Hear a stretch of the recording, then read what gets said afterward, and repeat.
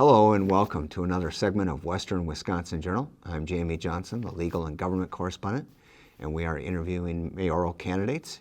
And today we actually have the Hudson Mayor, Rich O'Connor.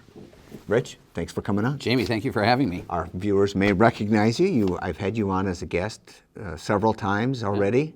You have been mayor now 4 years. Right. And I didn't do the first set of interviews, I think 4 years ago. But see, that would have been 2016. Right. So part of that may have been because I was a candidate for school board, and they didn't want the school board president interviewing the mayoral candidates, whatever. But so nonetheless, welcome back to the show. Thank you. It's a pleasure to be here. Now, we've had you on before where you recap, the year, so to speak, of accomplishments and what's happening at the city and issues that are in progress. This is going to be a slightly different format because we had the question shared with you, and your opponent happens to be the president of the council, Joyce Hall, and she's been on the council 5 years. You were elected mayor after a three-way race, right? And in 2016, so you've been kind of sitting alongside her. I was just watching a recast of one of the council meetings, and as council president, she sits next to you. So tell me a little bit, before we talk about these questions, let's rehash the other qualifications and backgrounds. Sure. And then maybe that'll lead into some of the accomplishments you've had as mayor over the last 4 years. Sure. Sounds good. All right. I was born and raised on the east side of St. Paul. My wife was also born and raised on the east side of St. Paul. We have 3 children. Jenny Hayes, married to Andy Hayes, who's choir director here in town. Our middle child is Richie, and he's married to Rachel. And then our third is Caitlin, we call her Casey, and she's engaged to be married in August. Jen and Andy have 3 daughters, so we have 3 granddaughters who live right here in Hudson. We're happy as could be about that. And we're expecting a 4th grandchild in May with Richie and Rachel. As far as qualifications, I have, the background I have is both private sector and public sector. When I was in St. Paul, I served 12 years in the Minnesota legislature. I also served on the Ramsey County Board of Commissioners. After I left the legislature in 1992, I worked in the private sector. I'm a financial advisor, and I worked with wealth management. I spent 10 years with a subdivision of Citigroup as regional manager and regional vice president.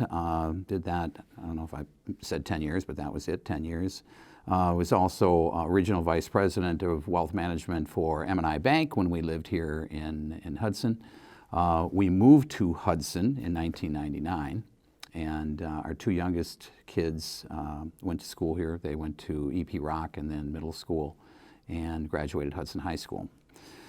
I've been mayor for 4 years, and I own my own business, AdvisorNet Financial. I'm a certified financial planner, and my business is over at 1600 Maxwell Drive here in town. Okay. So you live here and have a business here, and what caused you to run for mayor in the first place? I had people suggest to me that I run for mayor, and I thought that my elective career, my elective service to my community had probably passed me by, and I was fine with that. And when people were suggesting that I run for mayor, I gave it some serious thought and obviously talked with my wife and decided there were some things that I thought maybe I could bring to the table. And so back then, what I campaigned on was doing something with that dog track, which is St. Croix Meadows now. And that piece of land had been very divisive in our community, and we needed to stop that. When it was first when the dog track was first created, it tore this community apart. It was a 50-50 proposition, 50% of the people for it, 50% of the people opposed to it. We ultimately ended up with a dog track. As they were starting to fail, they wanted to expand their business, wanted a casino here, which ripped our community apart again. And that was very divisive. And of course, as you know, the proposal for the high school over there became very divisive. One of the things I wanted to do is I wanted to try to get everybody on the same page, at least as many people as we could, to make that property productive, keep it on the tax rolls, and do something that we could all agree on. And I think that's been one of the hallmarks of my 4 years, is I like to try to bring people together. There's too much divisiveness going on at the state and federal level, too much in the way of partisan politics. Our issues here are not partisan. We need to find things that bring us together, that unite us, find the commonality. And that was one of the reasons why I did that. So the dog track was one, which is now St. Croix Meadows and going well. We'll talk about that down the road a little bit here. Keeping taxes down, enhancing the identity of Hudson as a river town, which I just adore. I can't tell you how much I love Hudson and the fact that we are a river town. That's why we moved here. And I wanted to do that. And then I also wanted to provide incentive for businesses, especially in our downtown area, but also up on the hill. But we created, and it was my proposal to create tax increment finance districts for both St. Croix Meadows as well as for the entire downtown district, so that we could help businesses reinvest in their business, in their buildings, and provide some tax incentives to do that. And I think we've done a good job of that over the last 4 years. Okay. The next question I was going to have for you was, maybe some of the accomplishments. You've touched on some of those with St. Croix Meadows and the TIF districts, but what other accomplishments have you had over the last 4 years? And I think that that's the heart of this election, Jamie, is that, as you mentioned, my opponent Joyce has been in office for 5 years. I've been in office for 4 years. And the accomplishments that I have, these are the things that I've brought to the table, the proposals that I've brought. People will tell you, I don't necessarily like talking about myself and things that we've done, but you get into a campaign and you're compelled to do that. You really need to do that. So it's not just about the vision for the future, which we will be talking about, but it's also, okay, so you have that vision, but what have you done in the past? Show me that you've provided the leadership and you have the skills to be able to close on these ideas. So first of all, again, the St. Croix Meadows, our old dog track, that piece of property was valued at $5 million not long ago.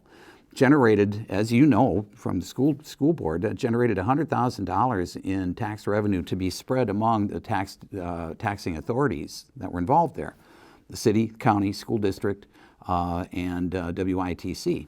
So the school district, getting the biggest chunk of that, got 50%, or about 50%. You got $50,000 off that piece of property. The city got about 25% of that, or $25,000. The county about 25%, and then WITC with a small sliver. Right now, with the buildings that Phillips Medisize has in place, and you see that nice structure that they've got down there, they've already employed, currently it's like 150 to maybe 200 people that they've already hired in that building. Quality, good paying jobs. They're about to start their next phase. When they're done, they will have a total valuation over there of about $135 million. When we created the Tax Increment Finance District, we do that very conservatively. And in order to close those down, pay those off early, we do a very conservative valuation. And it came in, our valuation started at $150 million. When I say started, I mean that's what we settled on, was $150 million. And we need that type of valuation on all of the projects out there to make it work. Phillips is coming in at about $135 million. They're taking up almost the entire conservative estimate of the total valuation of those 130 acres, with just 30-some acres of their own. Okay? Just roughly a quarter. Right. Okay. And so we, with our estimates, with the projects that we see already begun out there or on the drawing board, our estimates now are that we'll have a valuation of about $200 million. And again, I think that's conservative. It could be more than that. We're getting great jobs out there. We have great manufacturing out there, and we have great projects on the horizon. Let me pause for a moment. Baseball is coming out there. And we know that there are a lot of rumors, and certainly they haven't started as quickly as we thought that they would, and as quickly as they'd hoped. Baseball will be there, and I've been assured we're going to be playing baseball there in 2021. So back to the taxes, all right? At a $200 million valuation, that means that the city's take on this, our 25% share of the tax revenue generated by that project when that's fully on the tax rolls in about 10 years, will be $1 million, from $25,000 to $1 million. That's huge for the taxpayers of our city. Think about this. if you want to talk about synergies, for example, with the school district and with the other municipalities, the school district will get 50% of a total tax bill of approximately $4 million coming off of that piece of property. When will that be? Again, like I said, in about 10 years, okay, when it's fully on the tax rolls. So, and of course, the school district had to vote in favor of the tax increment finance district. Right. We brought that to you, and your board understood exactly what this meant to our community and supported it. And we appreciate that, and you will reap the benefits from that when that does hit the tax rolls. Think about that, from $50,000 to $2 million in the course, it's about 8 years away now because we're about 2 years into it. So that is just a huge success. The last time we talked about EMS. EMS was an issue that, it's one of those things we just had to address. Our staffing was down. We couldn't keep our EMS fully staffed. I want to say my number one priority in the city as mayor, the most important thing to me is the health and welfare, safety of our community, of every single person in our community. That's my number one priority. We had a situation where we had good quality people working for us, but we had some issues as far as with staffing that created some safety concerns for us. And not only that, but it was costing us a lot of money, and the cost was increasing exponentially because people were aging and going to Medicare, which is capped for the amount of money that we can collect for an ambulance ride. So our costs were going up, our revenue was going down, and it was not sustainable. Something had to be done. So, over the course of 2 years, I had worked on EMS, and in fact, the 3 of the council members that voted against the contract the very first time this came through voted in favor of it this time. Three of the council members turned around.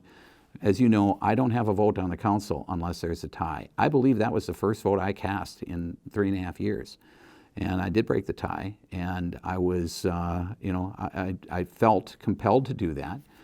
Because of the concern for safety that we had in our community. Now, And you felt it was a good vote because? So let me explain. So what we have right now with the system, and you see that they're building the facility over there at the hospital to house our ambulance service.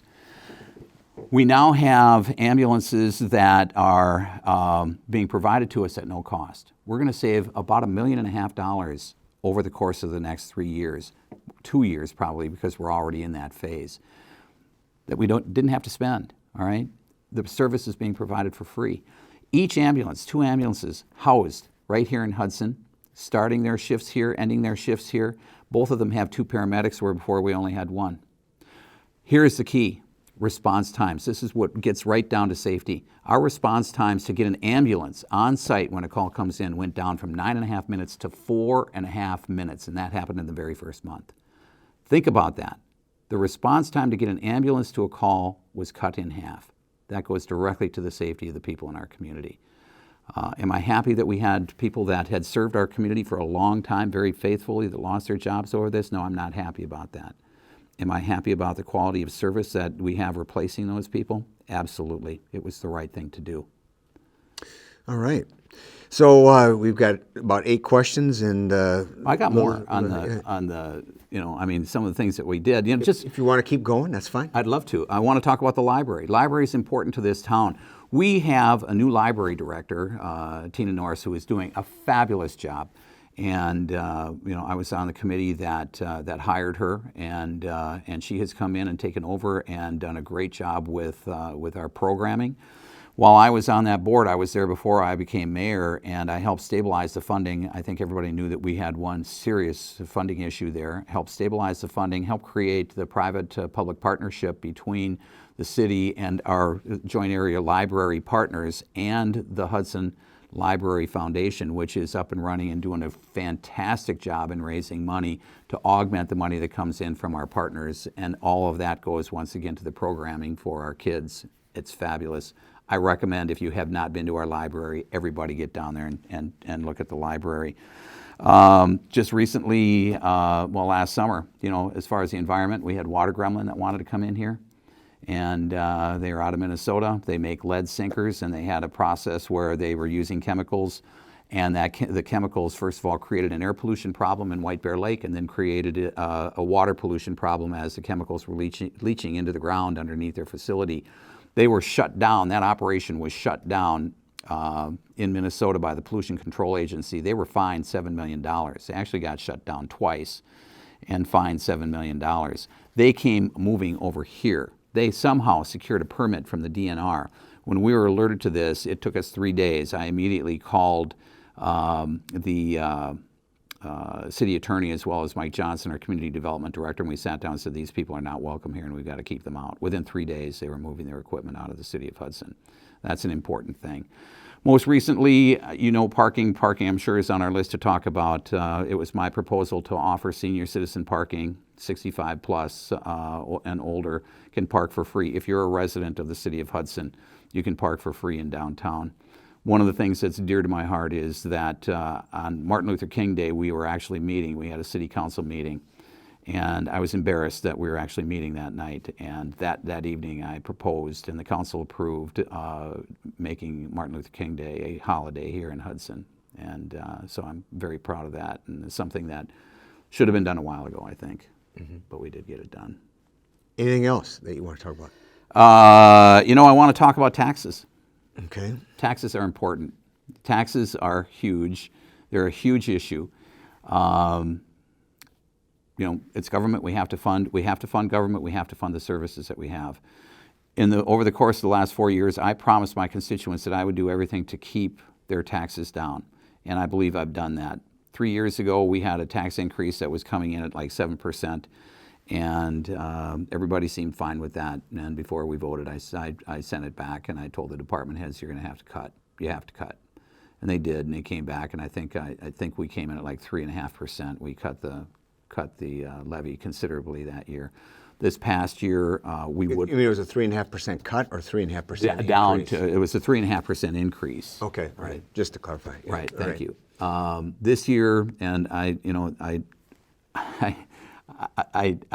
think it's important that we compare, right? I don't want to get off into the weeds on this, but I think people that when they look at their tax statement, they need to know where the taxes are coming from.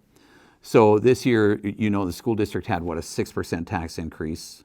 Or I am not positive. Or no, I think it might have been. I thought it was more like 4, but yeah. Okay, actually, I think, and it depends upon the community, right? Right. Let's just say that the county came in at like 6. I think the school district came in at 7. We originally were coming in at about 5.5%, and I sat down with our brand new city administrator and said, as I had done in the past with previous city administrators, and said, we've got to cut this. And Aaron does a great job, and he brought his pencil out, and the budget was whittled back to a 1.7% increase at or below the cost of living. So I think that's important that people understand that part of my job is to make sure that we are good stewards of their tax dollars, and that's what we're there for. And I've been very, very strict as far as I can see on that.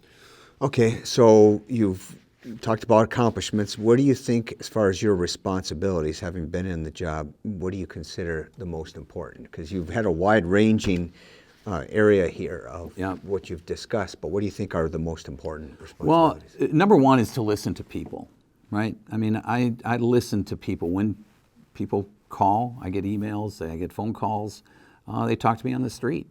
And I want to hear what people have to say, and I think that's important. Senior parking, for example, a direct result of listening to people and hearing their frustration with our system and technology. Direct result of listening to people. Leadership is a big thing. I think the mayor sets the tone for things that are brought before the city council. Certainly every council member has the ability to bring issues forward. Each one of the council members, I think, has done that with different aspects in their respective districts. But I think the overall leadership is provided by the... How would you characterize your style of leadership?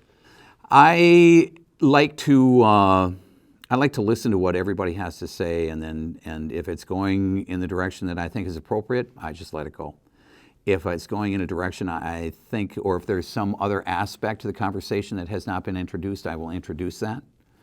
And I work with all of our department heads. And if you were to talk to them, they'll tell you, every one of them will tell you that I talk to them. If I have an idea, I run it by them first, always. I don't go out there and just say, what do you think of this? I always run it by our department heads and now our city administrator. I wouldn't go as far as to say that I like to build consensuses, or that, well, I'd like to, I think everybody does, but that I wait for a consensus to form. This is, it's a majority rules, right? Right. But at the same time, I've only had one vote. I've only had to vote once. So the council generally... Once in 4 years. As far as I know, as far as I can remember, just one time where I had to break a tie. So the proposals I bring forward generally get pretty good support from the council. As far as responsibilities, do you see yourself as the supervisor of the city administrator? Yes, I do. Yes, the city administrator... Not the council? No, the city, by definition, right now, the city administrator reports to the mayor. Okay. And I'm the one, the mayor, not me necessarily, but the mayor is the person that does the review, the annual review of the city administrator. Okay. I also believe that the mayor is the face of the city. All right. The mayor is responsible for the city. Again, to take a water gremlin as an example. All right. Something needed to be done immediately. Couldn't wait for a council meeting. It had to be done immediately, and I think that's part of the responsibility, and that's the face of the mayor and the leadership, and so I think that's part of it. Is that the first example you had as rejecting a business that's trying to establish itself in the town as the gatekeeper, if you will? Yeah, as far as I remember, they were right on top of our aquifer. They're right up there by our well, I mean, no, you're not doing that here. You're not welcome here. And by the way, we called the Department of Natural Resources on that and said, what on earth are you doing, issuing a polluter in Minnesota who has had their operation shut down, issuing them a permit to do business in our city, right on the St. Croix River, right on top of our aquifer. With no consultation to this? None. Yeah. None. Yeah, it sounds like an issue with the silos and government of no cross communication there. Yeah. So now you've talked about the important responsibilities. Looking forward, Yep. We've looked back over the last 4 years. Looking into the next 2 years, Right. what do you see as whether it's the city council or the mayor, what do you see the most important issues that need to be addressed? There are a few things. You're aware of the moratorium, I'm sure, that we have in place now. Yeah, we're going to get to development here coming okay. up. All right. All right. So Carmichael Road, which is part of the development, that's a big issue. We've got to fix that. We can talk about that under development if you'd like. Comprehensive plan is big. All right. Every single project that we have undertaken over the last 4 years, with one exception, every project is part of the current comprehensive plan. And that exception is Carmichael Ridge, which is the housing development on the old golf course. Who saw that coming, right? So that was not part of the comprehensive plan, but once the golf course, ceased operations. Was that started before you were mayor? Yes. Okay. Yeah. But you're just talking about, because these comprehensive plans are for a decade, for 10 years generally. That's right. Sometimes they lapse over a year or two, but Right. We're going to be talking, I suppose, more about that comprehensive plan. But that's like an issue that's going to be resolved in the next year. We're working on it right now. We have a consultant that's helping us, and there are monthly meetings. And what we're doing is gathering information. Again, it's listening sessions. Is the survey still open? Absolutely, it is, and I'm glad you mentioned that, because I want to pause for a moment and say to everybody, fill out that questionnaire for your comprehensive plan. Provide us input. Tell us what you feel is good about Hudson, what is bad about Hudson, the direction that you think we should go in, any direction that we've headed where we shouldn't have been. This is every citizen's opportunity to tell us what they think Hudson should look like. And that's important. We need to know, we need to figure out, what is Hudson going to look like for the next 10 to 20 years? So that's a very important thing. We hope that people will engage in that. How do you find it? You can find a questionnaire at City Hall, at the library. Just Google Hudson, Wisconsin Comprehensive Plan. That's true. And there's also a link on the city website. And I think that there will be a separate mailing, again, reminding everybody. What's going to be the deadline? Do you have one? I can't remember offhand, Jamie, but it's May, I think, for input. And then once we have the input, then we start to sit down and synthesize all of the suggestions and different things, and then start to develop that. It's not limited to residents of the city. That's exactly right. People can weigh in. We like to have them identify if they're actually a citizen or if they're from North Hudson or the town of Hudson. But it talks about resident or whether you own a business or work in the city too, Right, which yep. is important. Yep. All right. Now, Other things? yes. Okay.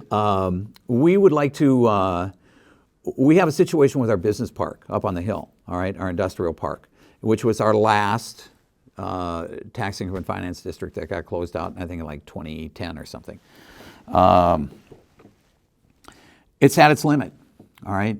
The people down in River Falls have not been shy at all about telling us that they want to expand their boundary all the way up to our southern boundary. Mm-hmm. They're not shy at all about that. Well, we need to somewhat protect that. If we're going to grow to the south, we need to be looking in that direction. And I think that we need to expand our business and industrial park going down that way. I think it's a perfect place for that expansion. And then that would also create additional jobs and things like that for the people in the community. Something that can't wait beyond the 2 years. That's right. Okay. And perhaps the most important thing on the horizon is infrastructure. It needs to be taken care of. We have aging infrastructure. We have, is that one of the questions too? It is, yes. Okay. I'll hold off on that. Yeah, you're just trying to cram it all in. I am. You know, we've got There's a lot 11 going minutes on. here left, so Okay. all right. So this is the question we ask mayoral candidates and council candidates when there is contested elections, which we don't have any, didn't have last year either in the council. But do you see any areas where the city could reduce spending without reducing services? Okay, so I told you about taxes, and I have challenged our department heads. And by the way, I mean, they have really, really risen to the challenge. And I think that there are some projects that have been put on hold and or done piecemeal in phases, hiring, things like that. But now that we have saved a substantial amount of money with EMS turning over to Lakeview, I think that I don't see where we could cut anymore at this point. That's not to say we would stop looking for ways to cut, because we do have some serious expenditures coming our way, which we alluded to a moment ago. We'll talk about. Well, and I guess I could talk more about that too from a school district standpoint. I mean, we kind of feel the same way. There's not a lot of fat there. People always assume that government's full of waste and so forth. But now, that doesn't mean that technology doesn't change, and you're always looking for ways of improving effectiveness or efficiencies, but nobody wants to waste money, period. Right. So was your position on allowing or limiting, what's your position? Are you allowing or limiting more residential commercial development in Hudson? You talked about the moratorium, right. And so this would be the time to talk about that and how it fits into any plan for annexing more land. All right, so we're landlocked. We're at our geographic boundaries right now. Okay, the moratorium was put in place mostly because of the expansion over to the east. As I said, the annexations that we have undertaken in the last year have all been part of the comprehensive plan. The annexation at Carmichael and Vine, the annexation down across from St. Croix Meadows, the Lee property, the Lockney property sitting down there, that's part of the comprehensive plan that we put on hold for a while, and that's part of the moratorium, as well as everything east of Carmichael, where people are trying to develop, and we put the moratorium in place. So when you say we're at our limits, we have not annexed the extraterritorial zone designated land that could be annexed. Right. And why not? So why is Hudson putting the halt on that? Everything that we see that we could annex right now is going to impact the traffic on Carmichael and 94. The state has said that they're going to come in and redo that interchange at 94, but they have not given us a definitive date. We need to fix Carmichael. Carmichael is at its capacity right now, and we have started working on our own. I've been working with Mike Moroz. He's doing a great job in applying for grants. We're looking for grant money. Ultimately, we want to widen Carmichael to 4 lanes from the freeway, all the way, continuing at 4 lanes from the freeway, all the way up just beyond the middle school. We want to relieve the pressure on Carmichael. We want to relieve the pressure on Carmichael and Vine. We want to relieve the pressure down by the middle school.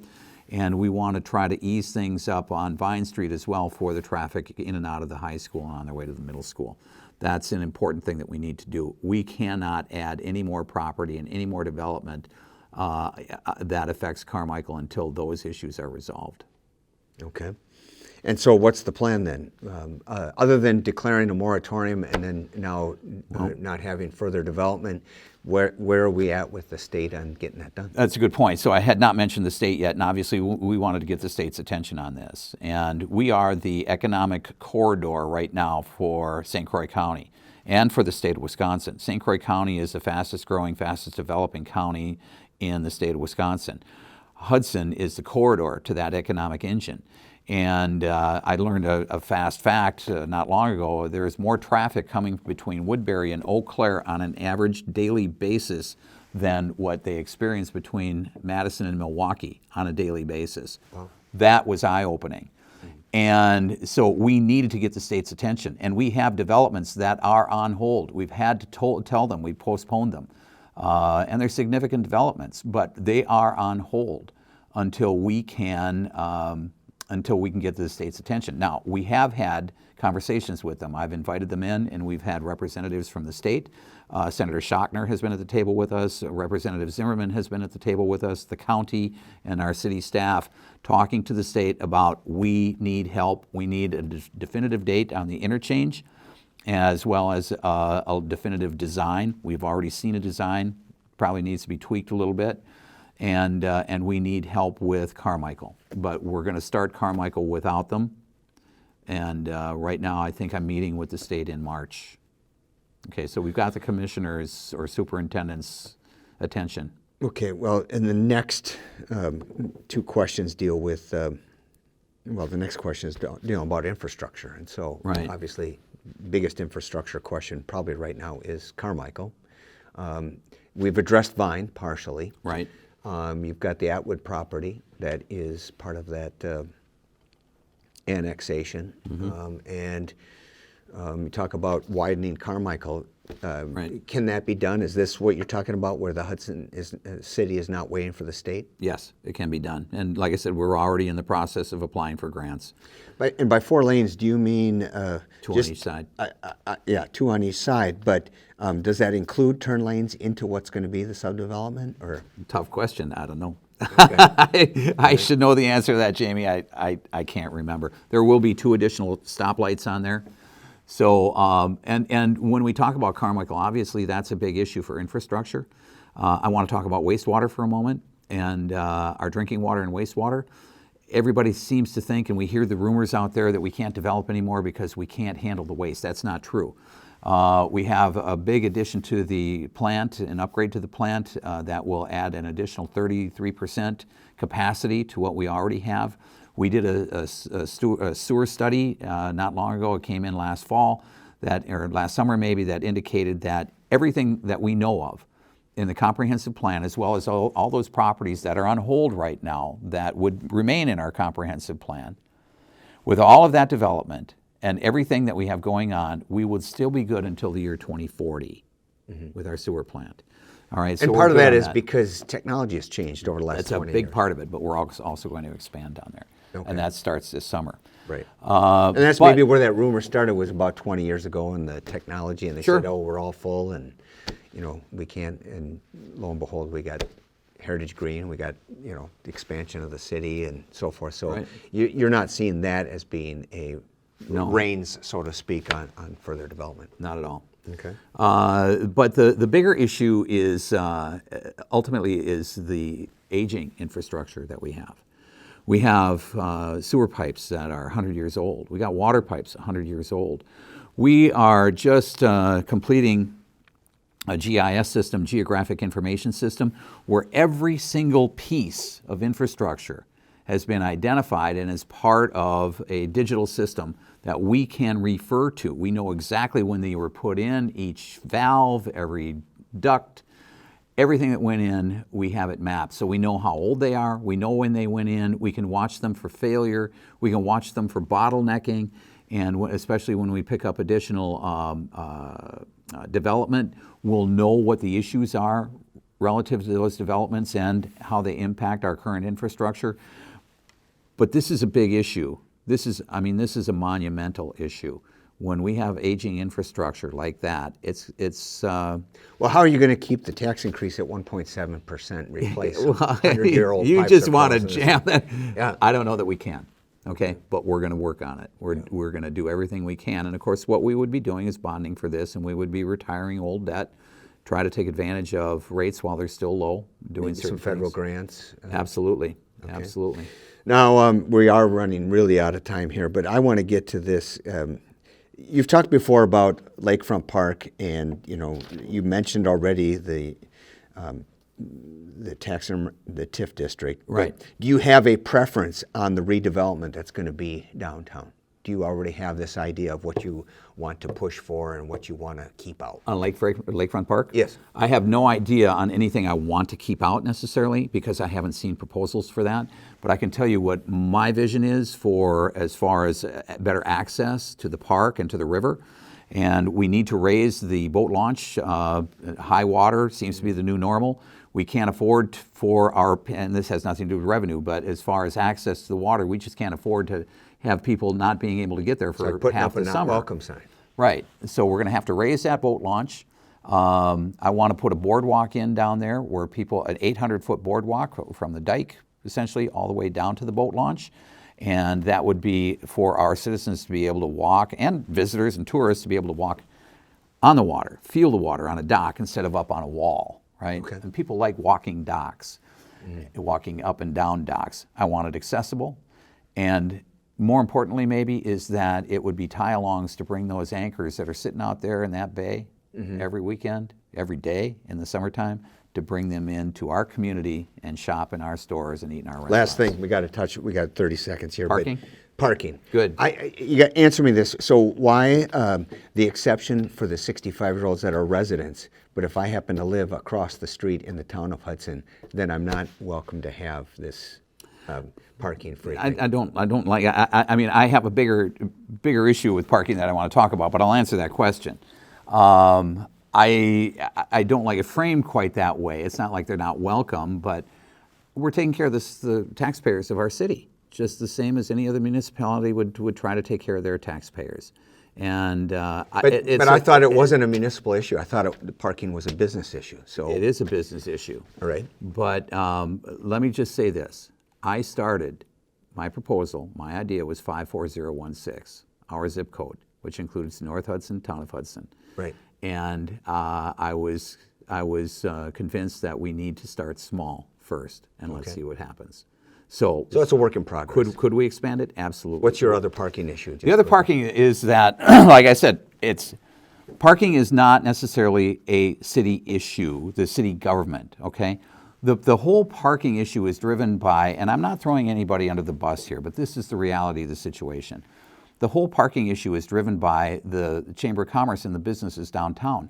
They don't want people parking down there all day long, right? I agree with that. They need rotation down there. They've got to have people coming and going to be able to so their businesses can thrive. The city has no real interest in this, and I want people to stop and think about this for a moment. We don't generate revenue for the general fund at the city. We have essentially a utility, and any money that goes into the meters goes to pay for striping, maintenance of the system down there, our enforcement officers, and that's it. It does not go into the general fund. Beyond that, why are we involved in this? What my suggestion is, and I trotted this out yesterday and I'll bring it forward at the council on Monday night, is to get the city out of the way. I would like to turn parking over to the Chamber of Commerce and let them determine what is best for the businesses downtown. Let them determine the enforcement, let them determine the hours, let them determine the rates, let them determine the fines, and they keep the money as long as they maintain the system. Now that's the first idea. Okay. The second idea I have is if people are, because that's outside the box. Well, it's essentially it's a choice between employees or customers, right? Who gets to park in those spots? Yeah. Okay. But the other idea I have, if that's too far out the box for people, if they can't quite imagine that yet, then we do need to have just a full-blown parking utility, and with appointed people on a commission, just similar to our sewer and water commission, and have citizens as well as chamber members, and have it run more or less as its own entity. Okay. Well, we don't have time for the miscellaneous or potpourri at the end. We're beyond our time, but I want to thank you again for coming on. It was Thank a you so stimulating much. conversation. Yeah, I and, really appreciate being here. Good luck with the election. We got April 7th is the general Right. election. Tuesday, April 7th. All right. And we have a nonpartisan mayoral race, and our guest has been Mayor Rich O'Connor. Good luck, and Thank you. just tell our audience thank you for watching. If they want to know more about your campaign, do you have? I'm on Facebook, Rich O'Connor for Mayor. We have a website, same thing, and they can check it No out there. apostrophe in the O'Connor? No, not on Facebook. No. All right. Very good. All right. Well, thank you. And Yeah, thank you. I want to thank the audience for watching. And Jamie Johnson, your government and political correspondent, asking you to please keep informed and keep watching.